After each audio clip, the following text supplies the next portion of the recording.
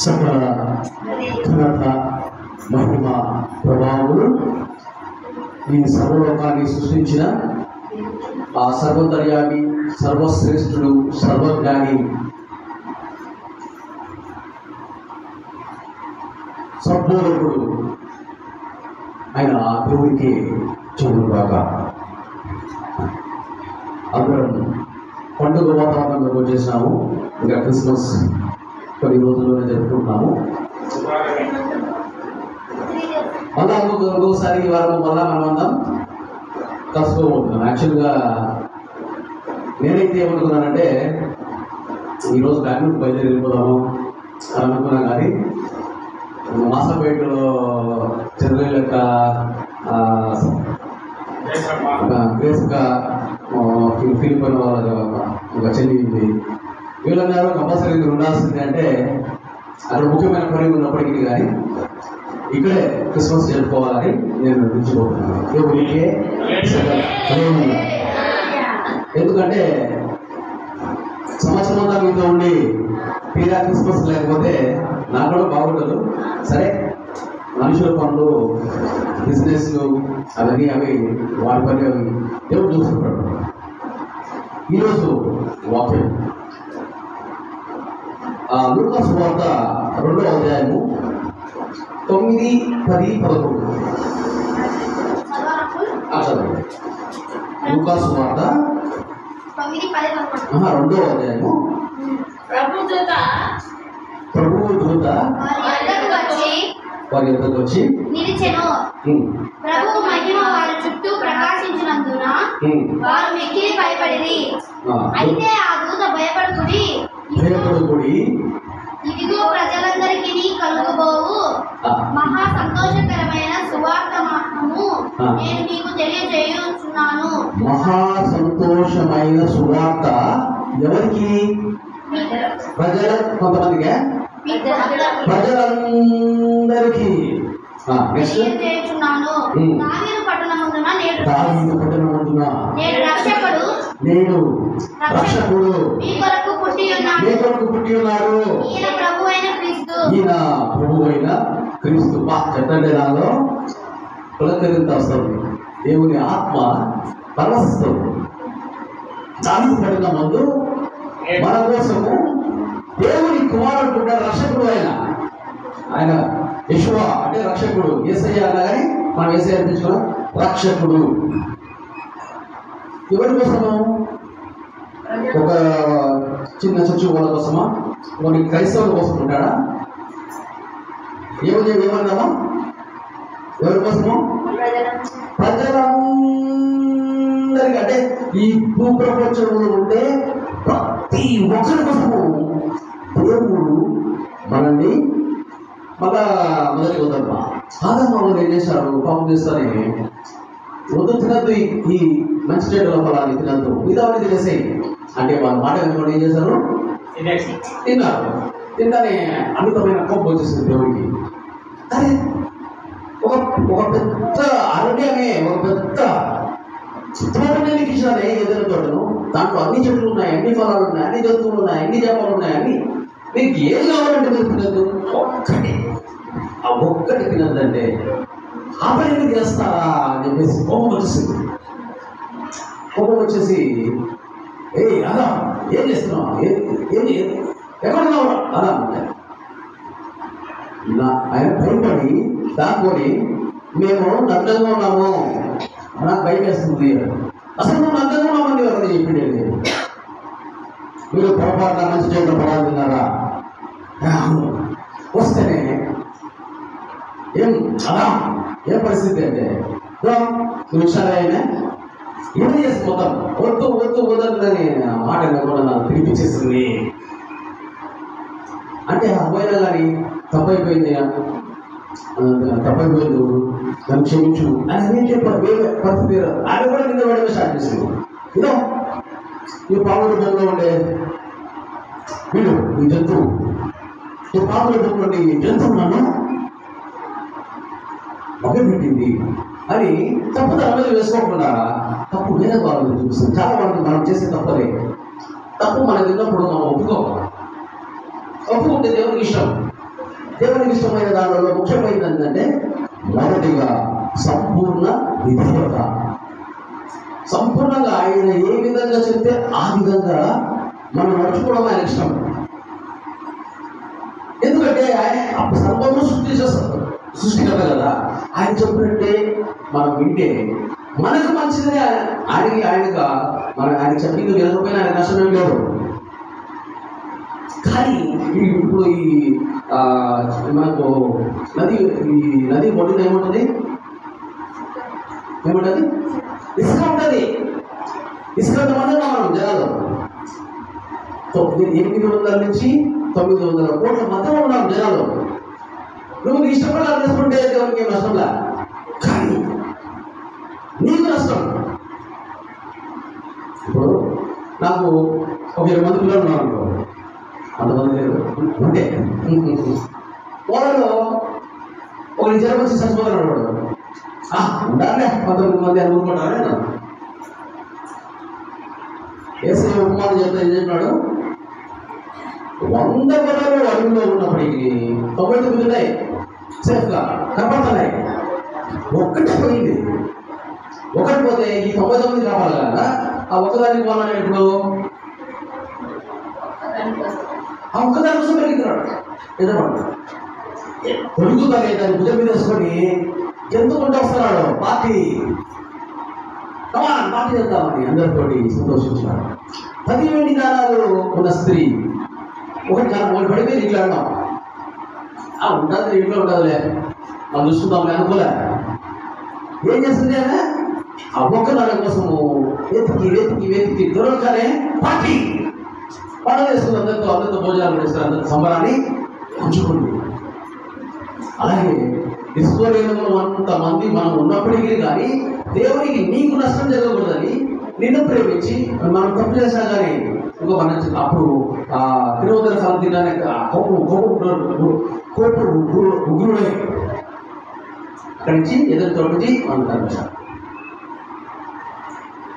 ఇప్పుడు మళ్ళా ఆలోచన చేసి నిజమే కదా, నా పిల్లలు వీళ్ళు ఎందుకు నేను స్వహస్తాలతో చేసుకున్నా నా పిల్లలు వీళ్ళు ఎందుకు ఇబ్బంది పడ్డారు, దాని తప్పిపోయి భ్రష్టు పట్టిపోయి నిత్య నాగానికి పోతారు వీళ్ళు అని ఆయన రక్షణ అంటే దానికి నశించిపోయాం. మనం ఆగమవ తప్పు చేసడానికి మనిషి జాతి మొత్తం నశించిపోయారుగా. చావడము, నరకానికి పోవడము, నిత్యాగ్నిలో కాతా ఉండడం, ఇది పరిస్థితి. ఇది కాదు. నేను తయారు చేసుకున్న నా పిల్లలు ఎప్పుడు నాట్యం ఆడుతూ సంతోషంగా నాతో ఆడుకోవాలి వాళ్ళు అని తన కుమారుడిని పంపించాడు. ఈ కుమారుడు ఎవరి కోసం పంపించాడు? 10 మంది మన చర్చలో ఈ 10 మంది కోసమా? లేకపోతే ఈ కడపాయపల్లె ఈ ఊరి కోసం మాత్రమేనా?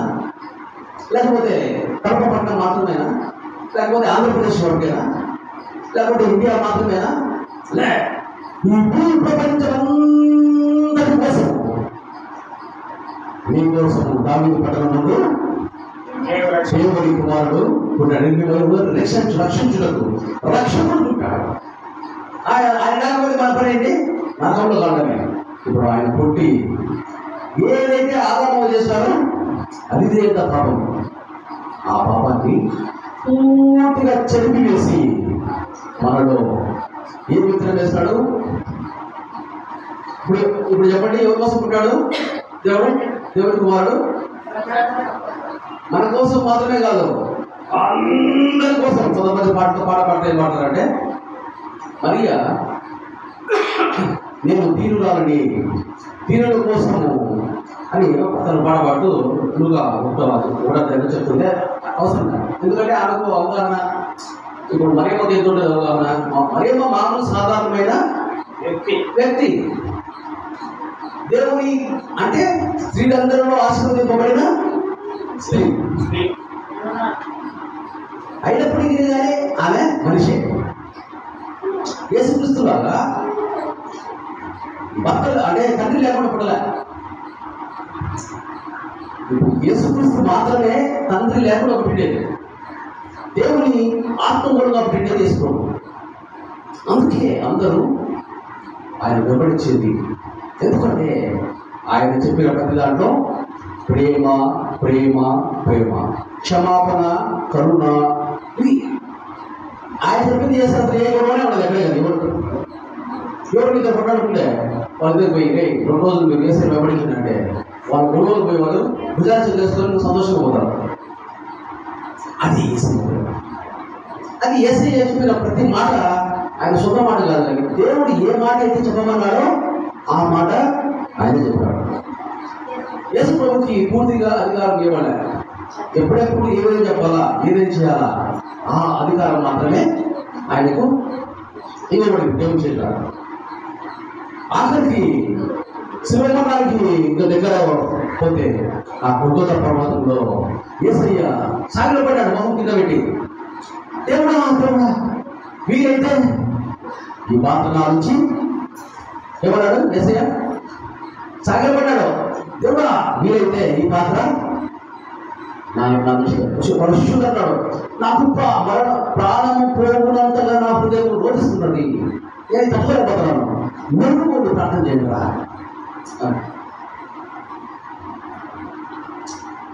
అందుకే మరి మత్తయి సువార్తలో, మార్కు సువార్తలో, లూకా సువార్తలో, ఈ 3 సువార్తల్లో ఆయన ఏమన్నాడు? సంబోధన కూడా సంబోధించినప్పుడు అందుకే ఈరోజు కొత్తగా యాడ్ చేసిన సద్బోధన కూడా దేవునికి సంబోధన కాదు, కానీ సత్ అంటే మంచి, బోధన కూడా అంటే టీచర్. ఇప్పుడు స్కూల్లో టీచర్ లాగా మంచి బోధన చేసేవాళ్ళు సద్బోధకుడు అంటారు. ఇప్పుడు యేసయ్యని సద్బోధకుడు అంటే అనడం ఏమన్నా తప్పుందా?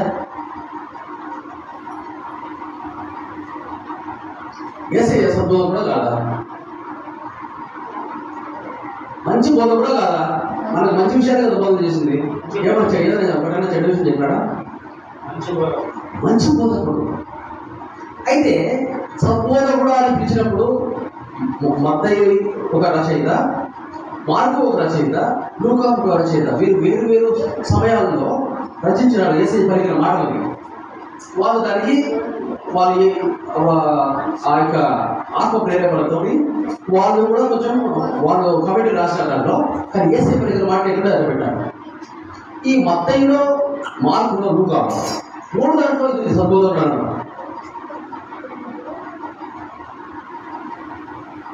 మత్తయి 19వ అధ్యాయం 17వ వచనం, 17.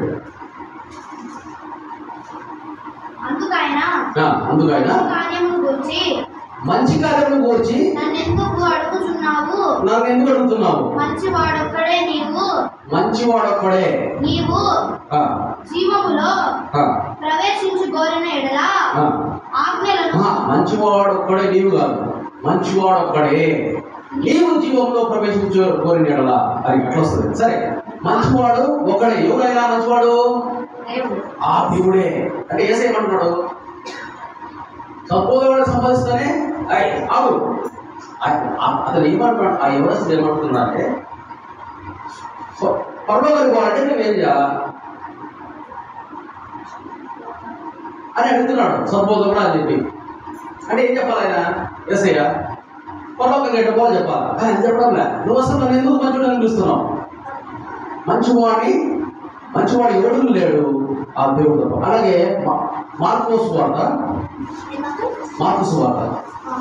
10వ అధ్యాయము 17-18.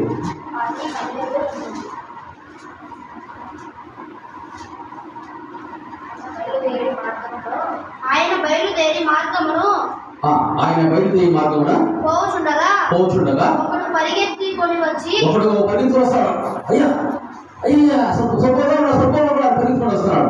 వచ్చి ఆయన ఎదుట మోకరున్నాడు. ఈ యవనస్తుడు పరిగెత్తుకుంటా అధికారి అంటాడు. ఇంకొక పరిగెత్తుకుంటా మోకాలు అని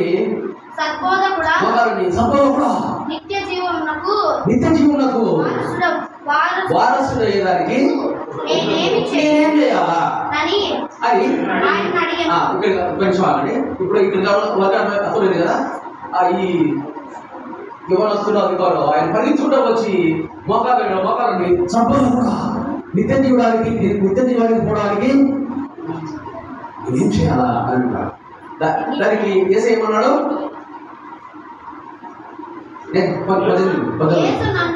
యేసు నన్ను సత్పురుషుడని నువ్వు ఎలా పిలుస్తున్నావో దేవుడు ఒక్కడే కానీ మరి ఎవరును సత్పురుషుడు కాదు. దేవుడు ఒక్కడే సత్పురుషుడు. దేవుని కుమారుడు ఆయన యేసయ్య సత్పురుషుడు అనిపిస్తాక నేను కాదు అని అంటున్నాను.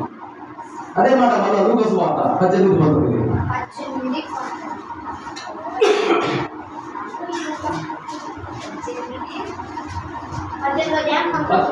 లూకా సువార్త 18:19. అందుకు యేసు నేను సత్పురుషుడని మళ్ళీ అక్కడ 18 రోజులు ఒక అధికారి ఆయనను చూచి సద్బోధకుడా నిత్య జీవానికి వారసుడగుటకు నేనేమి చేయవలెనని అంటే పరలోకంలో వారసుడు కావడానికి నేనేం చేయాలా అని అడుగుతున్నాడు. ఆయన అడిగాను. అది యేసే అడుగుతున్నాడు. అందుకు యేసు నేను సత్పురుషుడని ఎలా చెప్పుచున్నావు? దేవుడు ఒక్కడే తప్ప మరి ఎవరును సత్పురుషుడు కాదు. దేవుడు ఒక్కడు తప్ప ఎవరే కానీ సత్పురుషుడు కాదు. యేసయ్య కూడా సత్పురుషుడు కాదు అని ఆయన చెప్తున్నాడు. చాలా మంది ఏంటంటే యేసయ్యే దేవుడు అంటారు. కానీ యేసయ్య ఏమంటాడు? నా తండ్రి దేవుడు, నేను దేవుని కుమారుణ్ణి, నేను మిమ్మల్ని రక్షించడానికి వచ్చాను, అంతే నా పని అని చెప్తున్నాడు. ఎందుకు చెప్తున్నాడు అని మనం గమనించాలి. ఒకసారి చెప్పలేదు కదా. ఏమా ఒకటో చెప్పినాడా? మత్తయి సువార్తలో ఉంది, మార్కు సువార్తలో ఉంది, లూకా సువార్తలో ఉంది. నేను ఈ భూమి మీద దేవునిచే సృష్టింపబడ్డాను. పరలోకం నుండి కుడి పార్శ్వం ముందు దేవుని కుడి పార్శ్వం ముందు కూర్చోన్నాను. ఇప్పుడు భూమికి వచ్చాను. మళ్ళీ నేను కొంతకాలం మీతో ఉంటా, తర్వాత నేను మీతో ఉన్నాను, మళ్ళీ దేవుని దగ్గర వెళ్తాను. సత్యస్వరూపమైన దేవుని ఆత్మ దేవుని అడిగి మీకు పంపిస్తాను. ఆయన మీతో ఉంటాడు, మీలో ఉంటాడు, మీకు అన్నీ నేర్పిస్తాడు.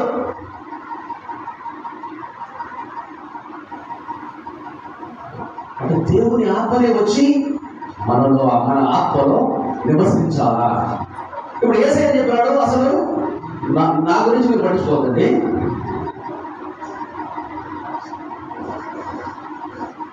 యెరూషలేము పట్టణంలో 12 సంవత్సరాలప్పుడు వాళ్ళ తల్లి పరిగెత్తుకుని పోయినప్పుడు ఏం చెప్తాడు? వాళ్ళ తల్లి అడుగుతుంది, ఎందుకు ఎలా చేశారు? మాతో రాకుండా నువ్వు చర్చిలో ఉండిపోయినావేమంటే, నేను నా తండ్రి కార్యములు ఎందుకు నిమగ్నమై ఉండవాలని మీకు తెలియదా? చేశాడు. నా దేవుని పని మీద నేను ఉండాలని మీకు తెలియదా అని అంటున్నాడు యేసయ్య. దీన్ని బట్టి ఏమర్థమవుతుంది? దేవుడు వేరు, దేవుడి కుమారుడు వేరు, అంతే కదా. ఇప్పుడు యేసయ్య అప్పుడు ఏం చెప్పి ఉండాలా? నేను నా పని మీద ఉండాలని మీకు తెలియదా అని కదా ఉండాల్సింది. ఒకవేళ యేసయ్య దేవుడు అయితే అసలు మంచివాడిని కూడా అనిపించుకోవడం ఎందుకంటున్నాడు ఆ మాట అంటే, లూసిఫర్ కూడా యేసయ్య తమ్ముడు ఒకప్పుడు, అంటే ఇప్పుడు కూడా ఇద్దరు దేవుని కుమారులే. లూసిఫర్ ఏం చేశాడు? ఆరాధన తనకు కావాలనుకున్నాడు. నేనే మంచివాడిని, నేనే అందగాలి, నేను చెప్పండి మీరు కాదా, నాకే ఆరాధన చేయాలంటే అక్కడి నుంచి ఒక్క తమ్ముడు నడుచుకోడు లూసిఫర్ గారు, వాడు నరకానికి వెళ్ళిపోయాడు. ఇప్పుడు యేసయ్య పెద్ద కుమారుడు, మరి ఆయన అదే తప్పు చేస్తాడా? నాకు ఆరాధన చేయండి, నన్ను మంచివాళ్ళని పిలిచండి అని అంటాడా? అంటాడమ్మా. చిన్నప్పుడు చేస్తే తనే అది చూసి అతను పెద్దప్పుడు చేస్తాడా? చేస్తాడా? ఇప్పుడు మీ అక్క ఇప్పుడు లేదనుకో, మీరు చిన్నగా ఉన్నప్పుడు చిన్నక్క ఇందరు బాబా తేజ తేజ ఆయన ఒక పని చెప్తే తేజ పెద్ద పెద్ద బాబు కీర్తన నాయన ఒక పని చెప్తే చేయకుండా రివర్స్ చేసింది, ఆపోజిట్ చేయకుండా పని చేసింది. అప్పుడు ఫిలిప్ బెడ్ తీసుకొని వాయించి పడేసాడు. ఇప్పుడు అదే పని తేజ చేస్తుందా? చేయదు. చేస్తే ఏమవుతుంది? సేమ్ దెబ్బలు తేజ కూడా పడతాయి. అట్లాగా యేసయ్య ఎందుకు సద్బోధకుడు ఆరాధంటాడంటే మీరు నాకు కాదు ఆరాధన చేయాల్సింది మనకు. మీరెవరు? మీరు నా సహోదరుడు. అంటే మీరంతా యేసయ్యకి ఏమంటారు? తమ్ముడు, చెల్లి. ఎప్పుడు మీరు దేవుని చిత్తం తెలుసుకొని ఆ చిత్తం చేసినప్పుడు మీరు దేవునికి తమ్ముడు, చెల్లి. మీరు దేవుని చిత్తం తెలుసుకొని ఆ చిత్తము చేస్తే మీరు యేసయ్యకు తమ్ముడు, చెల్లి ఉంటారు. చూడు, మన అన్న ఎవరంటే ఈ జగనన్నలో, ఆ చంద్రంలోనో, ఈ బుడిగాలు కాదు. మన అన్న ఎవరంటే ఎవరు? సృష్టికర్త దేవుని కుమారుడే మన అన్న. మరి సృష్టికర్త ఎవరు? ఆ దేవుడు ఎవరు? మనకేమన్నాడు? మా వినండి, మరి చాలా ముఖ్యమైనది. ఇప్పుడు యేసయ్య మన అన్న. యేసయ్య తండ్రి ఎవరు? దేవుడు. ఇప్పుడు యేసయ్య మనకు అన్న అయితే మరి దేవుడు మనకేమవుతాడు? తండ్రి. మన నాన్న ఇలా చూసుకోండి. ఇప్పుడు విగ్రహారాధన అంటే ఏంటో తెలుసా? ద్వితీయోపదేశం అంటాము. విగ్రహారాధన చేయకపోతే ఏమైతుందో కూడా చెప్తాయి ఈరోజు. సరే ఇది కాదు, ముందు దీనికి పోయే ముందు విగ్రహారాధన అంటే ఏంటి మీ దృష్టిలో చెప్పండి. ఏది ప్రేమిస్తామో దేవుడి తప్ప అదే విగ్రహము. అర్థమైందా? ఇంకొక పాటలు చెప్పాలంటే ఇప్పుడు యేసయ్య ఏం చెప్పినాడు? మత్తయి 4 సైతాన్ శోధనలో లాస్ట్ శోధనలో మీరు తండ్రి అయిన దేవుని మాత్రమే మొక్కి ఆయన మాత్రమే సేవించి తర్వాత మీరు పూర్ణ మనసుతో, పూర్ణ హృదయంతో, పూర్ణ వివేకంతో, పూర్ణ ఆత్మతో మీ తండ్రి అయిన దేవుని మాత్రమే ప్రేమించవలను. నువ్వు ప్రేమించిన దేవుణ్ణి, నువ్వు ఆరాధించిన దేవుణ్ణి, నువ్వు సేవించిన దేవుని ఫస్ట్. అర్థమైందా? ఇది క్రమం. అక్రమం ఏంటంటే ఇది కాకుండా ఎవరిని మొక్కినా కానీ, ఎవరిని ఆరాధించినా కానీ అది అక్రమం. అదే విగ్రహారాధన. ఇప్పుడు ద్వితీయోపదేశ కాండం 7వ అధ్యాయం 5-6. 7వ అధ్యాయము 5వ వచనము 4 కూడా చదవండి. నన్ను అనుసరింపకుండా ఇతర దేవతలను పూజించినట్లు నీ కుమారుని వారు మళ్ళిస్తారు. ఎవరు? ఈ విగ్రహాధికులు, ఈ సైతాలు ఏం చేస్తారంటే మళ్ళిస్తాడు. విగ్రహాలను చేయమని చెప్తాడు. ఎవరి దేవతలను పూజించమంటున్నాడంట. అందును బట్టి కోపాగ్ని నీ మీద రగులుకొని ఆయన నిన్ను త్వరగా నశింపజేస్తాడంట విగ్రహారాధన చేస్తే. కావున మీరు ఒక నిమిషం. ఇప్పుడు దేవుణ్ణి ఆరాధించడం మనం చేస్తే సర్వ సమృద్ధి దేవునికే కుమారణము. అక్కరలేగి అవసరాలు తీర్చిన నా దేవుడు అని పాడుకుంటాం మనం. లేకపోతే పొరపాటున యేసయ్య దేవుడుగా మనం పూజించిన, యేసయ్యని ఆరాధించిన వాళ్ళ పరిస్థితి ఏముంటుందంటే, అయ్యా అన్నా నేను పాపిని, నేను అపరాధిని, నాకు ఇదే బతుకుంటుంది. మీరు కావాలంటే ఎవరైనా చూసుకోండి. దేవుణ్ణి ఆరాధించే వాళ్ళ పరిస్థితి వేరుంటుంది. వాళ్ళు చెప్పరు. చాలా మంది పెద్ద పాస్టర్లు వాళ్ళు ఆ సుఖ సంతోషాలు అనుభవిస్తారు, కానీ ఈ రహస్యం చెప్పడం నేను చెప్తున్నాను. ఎందుకంటే యేసయ్య చెప్పమన్నాడు, నేను చెప్పాల్సిందే. ఎందుకు స్వార్థ చేసే వాళ్ళు పడుతున్నారంటే వాళ్ళు పోయి అబద్ధం చెప్తున్నారు కాబట్టి. చిన్న డిఫరెన్స్. మీరు ఎట్లా దేవుడిని ఆరాధిస్తున్నారు, ఆరాధన చేసేటప్పుడు పొరపాటున మీరు దేవుడికి వారిని పేరు పెట్టి ఆరాధిస్తే మీకు వచ్చే ఆశీర్వాదం రాబట్టి దేవుడు ఏమంటున్నాడో నేను నశింపజేస్తాను. అంత విన్న తర్వాత నాతో దాదాపు 4 నెలలు రెపకాడు ఉంది కదా, ఆయనకి అంత చెప్పిన తర్వాత ఆయన పంపిస్తే కదా కుమారుడు వచ్చింది. ఏమి ఆయన ఆరాధిస్తే ఏం తప్పేముంది? ఎవరు పంపిస్తే కదా వచ్చింది. ఆయన ఆరాధిస్తే తప్పేముంది అంటే మరి ఆయన వచ్చిన ఆయన మీరు నన్ను ఆరాధించమని చెప్పాడు, నన్ను ఆరాధించమని అంటే నేనే దేవుని అని చెప్పినాడా? లేదే. మరి ఎవరు చెప్పినాడు నీకు పదము? యేసయ్యేమో దేవుణ్ణే ప్రేమించు, దేవుణ్ణే ఆరాధించు, దేవుణ్ణే సేవించు అని చెప్పినప్పుడు మధ్యలో ఎవరో అబద్ధం చెప్పినాడు కదా, మనల్ని తప్పుదో పెట్టించాడు కదా.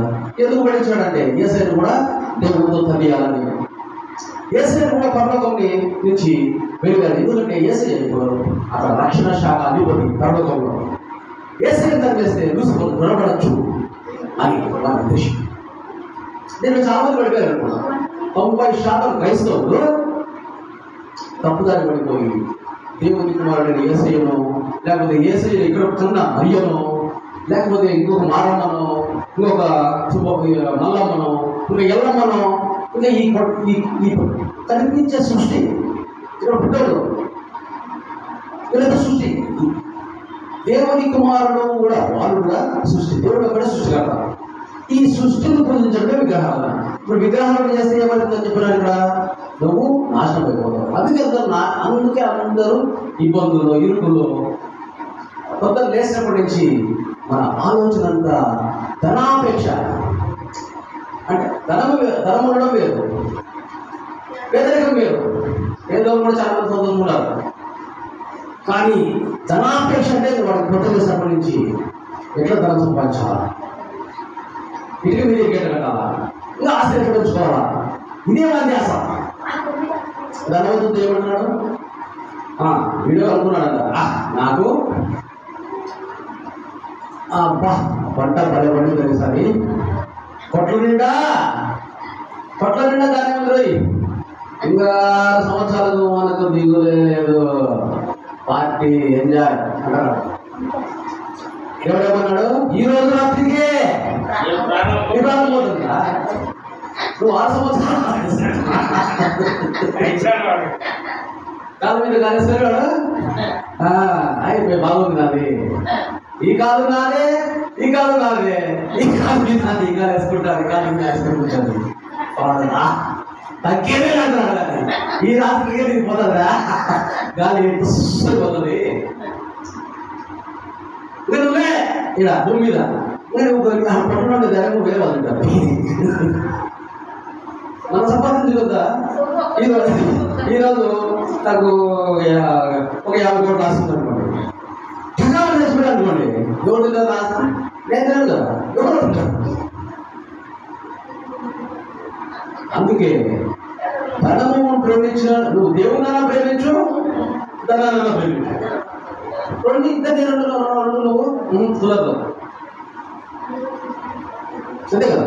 ఇప్పుడు భారతీయ సాంప్రదాయం ప్రకారము పెళ్లి చూపులకు పోయినాము, నేను మా తమ్ముడు పోయినాము, ఇద్దరు పెళ్లి చూపులకి. పట్టది ఇద్దరు నచ్చారు, ఇద్దరు చేసుకుంటా. ఏం దొరకదా 5 మంది చేసుకుంటా, ఇద్దరు చేసుకుంటా అంటే అన్ననన్నా చేసుకో, తమ్మునన్నా చేసుకో. ఎవరు చేసుకుంటావు వాళ్ళతో మాత్రమే కాపురం చేయాలి, అది క్రమము. అట్లా దేవునన్నా ప్రేమిస్తావు, నువ్వు ధనాన్ని ప్రేమిస్తావు. ఒకవేళ నీ మనసులో ధనాన్ని ప్రేమించే తత్వం ఉందంటే నువ్వు దేవుని ప్రేమించడం లేదని అర్థం. అంతే కదా.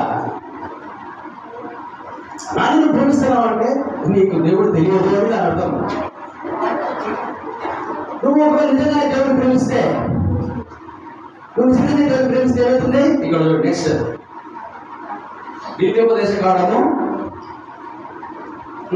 రెడీ ప్లస్ ద్వితీయోపదేశ కాండము 7వ అధ్యాయము 6వ వచనం.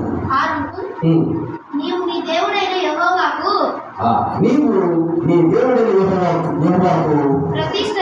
ప్రతిష్ఠిత జనము ప్రతిష్ఠిత జనము నీ దేవుడైన యెహోవా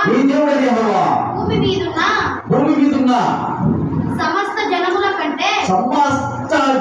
కంటే ఎక్కువగా నిన్ను ఎంచి నిన్ను తనకు స్వకీయ జనముగా స్వకీయ జనం సొంత వాళ్ళగా ఏర్పరచుకుంటాను అంటున్నాడు. ఎప్పుడు విగ్రహాలు మానేస్తే అట్లనే ద్వితీయోపదేశ కాండము 7:14 వచ్చాము. 7:14 సమస్త జనముల కంటే ఎక్కువగా నీవు ఆశీర్వదింపబడుదువు. నీవు అంటే మీరే, నీవు అంటే వాళ్ళు ఎవరులే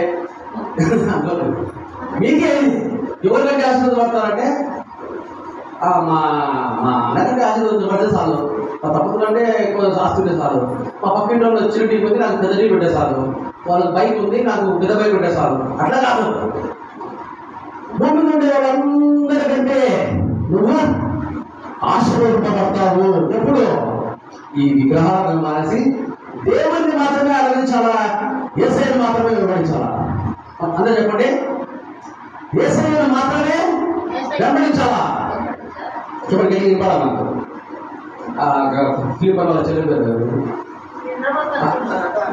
చెప్పండి, మాట అందరూ చెప్పాలా. యేసయ్యను మాత్రమే వెంబడించాలి, దేవుణ్ణి మాత్రమే ఆరాధించాలి. అప్పుడేమంటామంటే సమస్త జనముల కంటే నీవు ఆశీర్వదింపబడిన వాడు, నీవు ఆశీర్వదింపబడిన దానవు.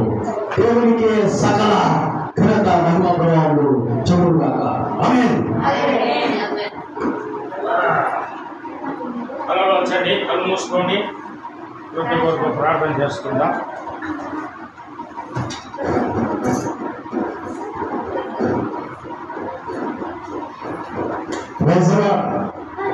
పాట పాడతాను, చిన్న పాట.